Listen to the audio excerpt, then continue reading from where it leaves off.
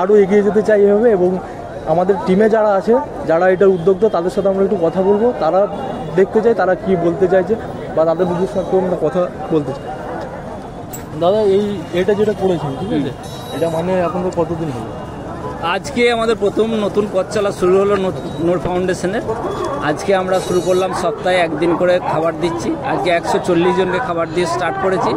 আগামী দিনে আমরা দিন বাড়াতে আশা রাখি যে আমরা দিনে সপ্তাহে 2 দিন, তারপরে 3 দিন, যাতে প্রতিদিন সপ্তাহে আমরা দিতে পারি, সেটা আশা নিয়েই আমরা পথ চলা শুরু করেছি। আজকে আমাদের পথ চলার প্রথম শুরুয়াত হলো বর্ধমান স্টেশনে। সমস্ত গরিব মানুষ যারা পথের মধ্যে থাকে এবং ড্রাগ অ্যাডিক্ট যারা নেশা নেয়, সমস্ত মানুষকে খাবার আমরা দিতে পেরেছি। আজকে 140 জনকে খাবার আমরা দিয়েছি। আগামী দিনে আরও বাড়ানোর ইচ্ছা আছে। আজকে মোটামুটি তাহলে 140 জনকে খাবার? 140 জনকে। আমাদের সাথে দাদাও আছে, দাদাকে আমরা পেয়েছি এখানে। আর এখানে যেটা মেন উদ্যোক্তা যিনি ছিল রহমতুল্লাহকে আমরা সাথে পেয়ে গেছি। রহমতুল্লাহর সাথে একটু কথা বলে নেবো। একটু বলবে এখানে মানে কোন উদ্দেশ্যে কীরকম করে হঠাৎ করে নয়, আসলে আমি এই স্টেশন দিয়ে যাওয়া আসা করি। আমি একজন ইনাদের মতোই সাধারণ মানুষ। তো এই রাস্তাতে যখন আমরা যাওয়া আসা করি তখন প্রায় মানুষের মতোই আমি ইগনোর করে চলে যেতাম যে আমার কি দরকার, যে যেমন আছে নিজের অবস্থায় থাকুক। কিন্তু যখন আমরা ট্রেনের মধ্যে থাকি তখন আমরা বুঝতে পারি যে পকেটে টাকা থাকা সত্ত্বেও খাবার যদি না মেলা যায় বা খাবার যদি না থাকে, তখন বোঝা যায় যে খাবারের দামটা কত বা ক্ষুধার্ত অবস্থায় থাকাটা কত কষ্টকর।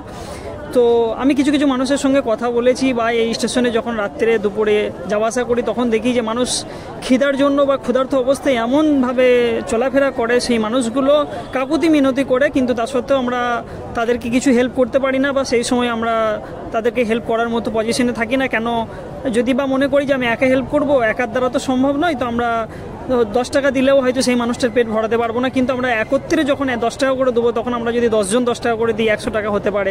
তো আমি আমার এই সাথে যতজন মেম্বার আছে আমি এই সকলকে নিয়ে একসাথে, এবং আমার পেছনে আরও অনেকজন আছেন যাদেরকে আপনি দেখতে পাচ্ছেন না, তারা আমার পেছনে আছে, আমার ব্যাগকে সাপোর্ট করছে।